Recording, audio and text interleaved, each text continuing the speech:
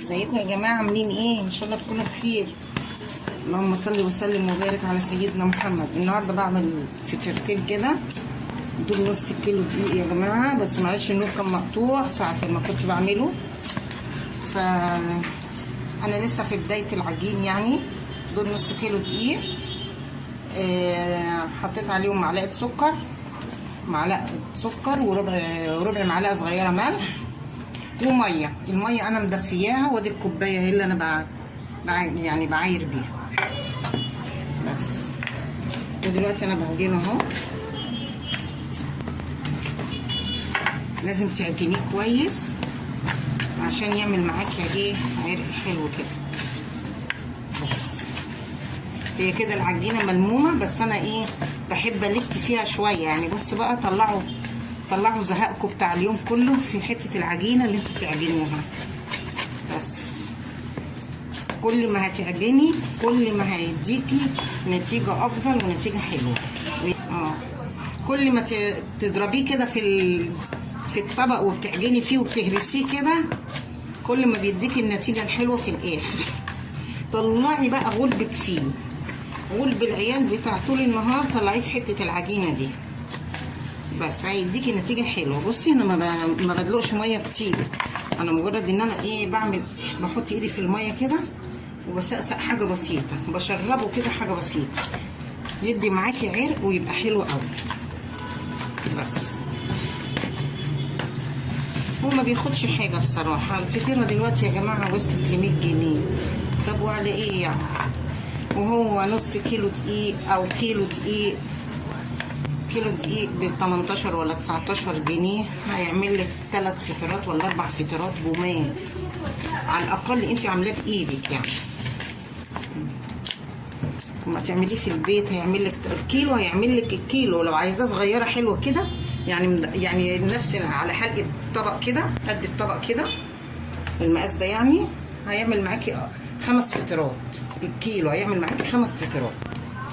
عايزاها كبيره في صينيه مثلا مقاس 32 36 هيعمل لك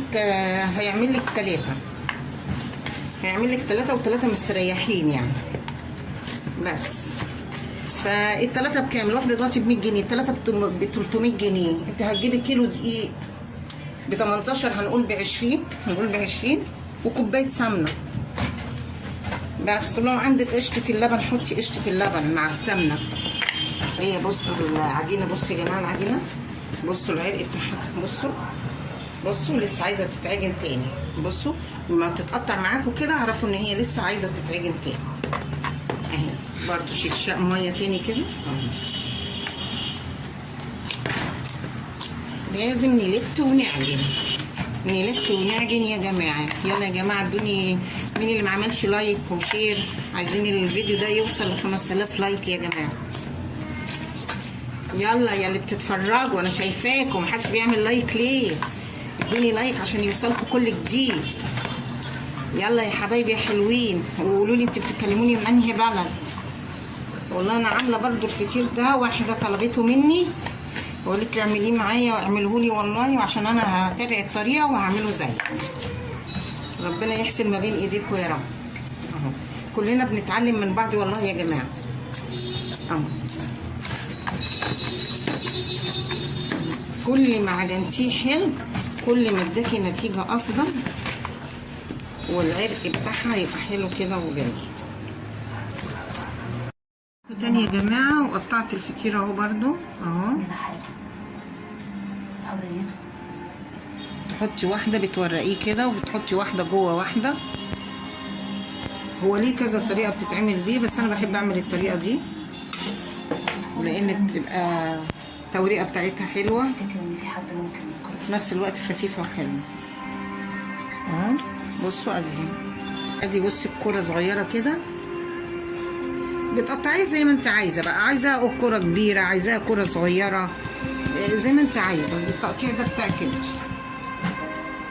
افتحي لي نقطه زيت كده يا عم، وانا بقى اعمل الكوره اهي اهو.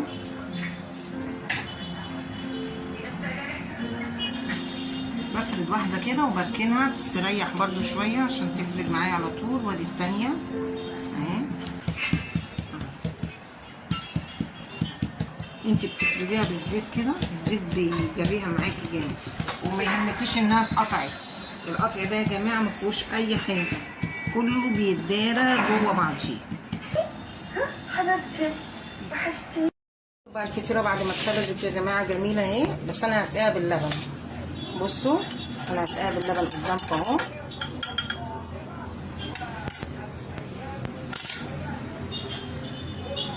بصوا يا جماعه هي سخنه واللبن فاتر اهو اهي.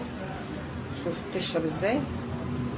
بس اللبن ده بقى انا حاطه فيه سكر عشان مش عايزين بقى ناكل عسل وطحينه بقى، احنا قلنا هناكلها باللبن والسكر وكده. بصوا جميله ازاي، يعني تغيير كده. ما تنسونيش في اللايك والشير وسبسكرايب عشان يوصل لكم كل جديد. يلا سلام عليكم.